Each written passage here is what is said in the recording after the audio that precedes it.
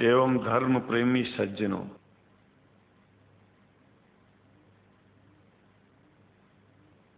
भगवान की जब कृपा होती है तो कभी धर्म की सच्चाई को जानने का अवसर मिलता है। मुसलमानों के बीच में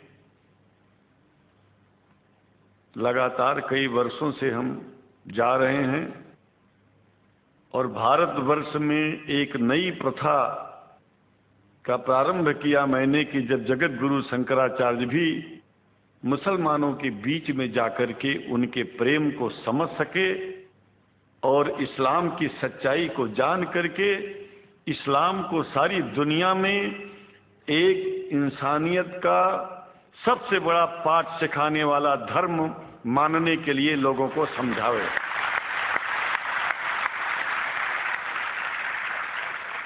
जब लोग इस्लाम को बेदर्द, मुसलमान को बेदर्द, तलवार के जोर पर चलने वाला धर्म बताते हैं तो अगर शायद धरती में कोई दुखी होता होगा तो सबसे ज्यादा दुख मुझको होता है।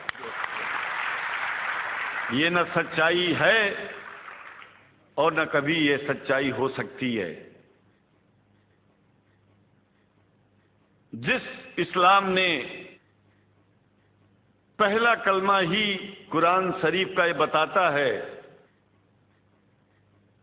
कि नहीं है इबादत के काबिल सिवाय परमात्मा के और कोई, ला इलाहा इल्लल्लाह मोहम्मद रसूल अल्लाह।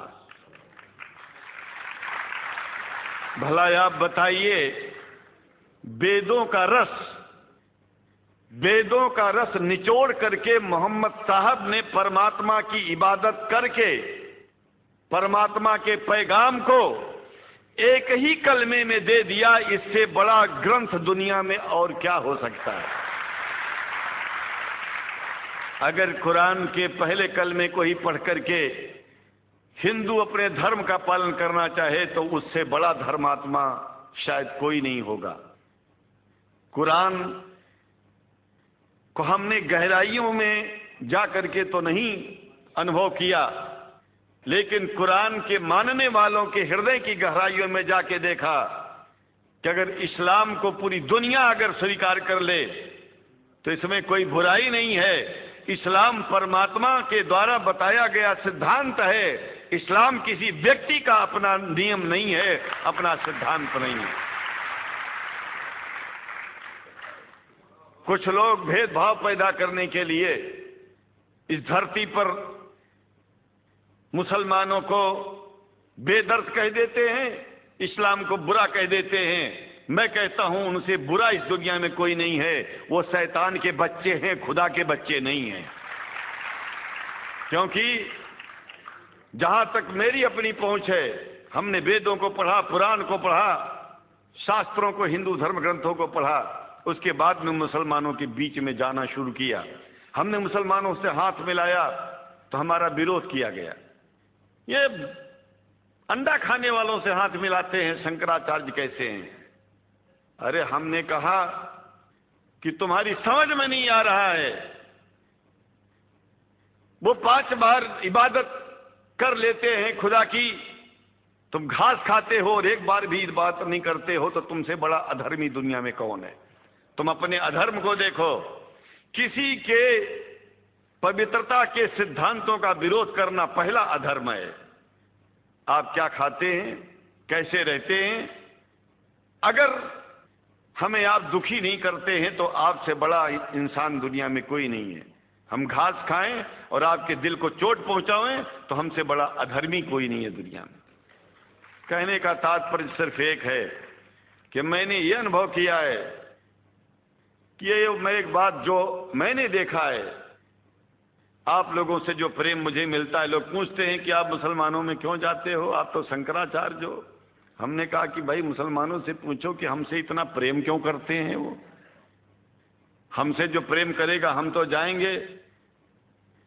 कहा फिर क्या हम प्रेम नहीं करते क्या? हमने कहा कि हम तो तुम्हारे बीच में पैदा हुए और तुम मुसलमानों से प्रेम नहीं करते, इसलिए हम तुमसे प्रेम नहीं करते।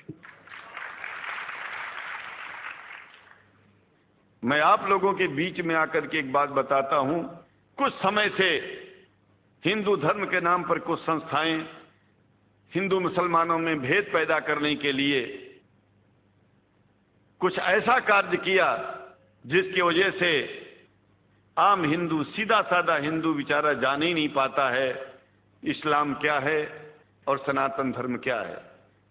सनातन धर्म और इस्लाम में कोई भेद नहीं है और हिंदू धर्म तो कोई धर्म ही नहीं है। सनातन धर्म धर्म है और शायद जो संस्कृत का सनातन शब्द है, अगर किसी भाषा में उसको इस्लाम कहा जाए तो कोई बुरी बात नहीं है। इस्लाम और सनातन में कोई भेद नहीं है, क्योंकि परमात्मा एक है, परमात्मा सबका है। ये संदेश ऋषियों मुनियों ने दिया और यही संदेश परमात्मा का भेजा हुआ संदेश स्वयं हमारे मोहम्मद साहब ने इस पैगाम को हमको दिया। तो हम भेदभाव क्यों करें? यहां पर भारत का मुसलमान, एक बात बिल्कुल मैं स्पष्ट बता रहा हूं आपसे, अगर भारत का मुसलमान सो गया तो भारत सो जाएगा। इसलिए भारत को जगाना है तो मुसलमानों को जागते रहना पड़ेगा।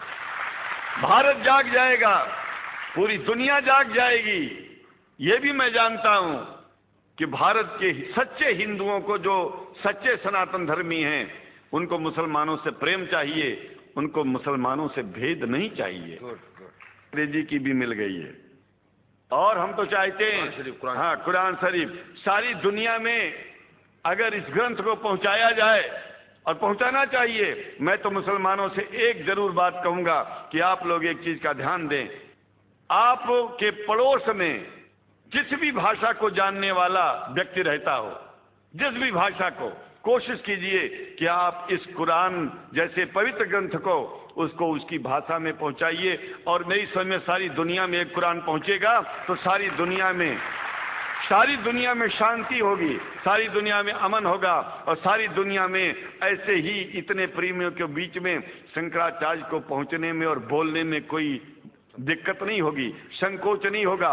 आप लोग भी निडर हो जाइए, आप लोग भी संकोच छोड़िए। हम जानते हैं कभी कभी संकोच में, कभी कभी इस देश के कुछ जो फिरका परस्त लोग हैं, उनकी उल्टी सीधी योजनाओं में हम लोग एक दूसरे से मिल नहीं पाते। हम हाथ पसारे हुए आपके सामने खड़े हैं, आए हैं, हम आपको गले से लगा रहे हैं, लगाते हैं, दिल भी मिलाएंगे, गला भी मिलाएंगे और जरूरत पड़ गई तो आप लोगों के लिए दिल कटाने की और सिर कटाने की जरूरत पड़ जाए तो इस्लाम की रक्षा के लिए शंकराचार्य आपका साथ देगा। क्योंकि शंकराचार्य जानते हैं इस्लाम धोखा नहीं है, शंकराचार्य जानते हैं इस्लाम बर्बादी का रास्ता नहीं है। शंकराचार्य को पता है कि जो वेद में लिखा है वही कुरान में लिखा है, इसलिए हमारा धर्म नहीं छूटेगा, हमारा धर्म और आगे बढ़ेगा।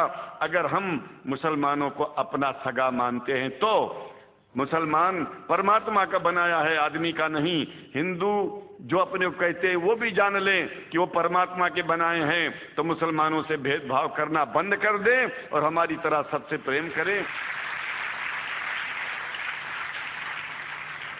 डॉक्टर लखनऊ साहब, देखिए मैं अपरिचित था, जानता नहीं था और मैं बड़ा प्रसन्न हूँ कि वो समय निकाले और यहाँ आए।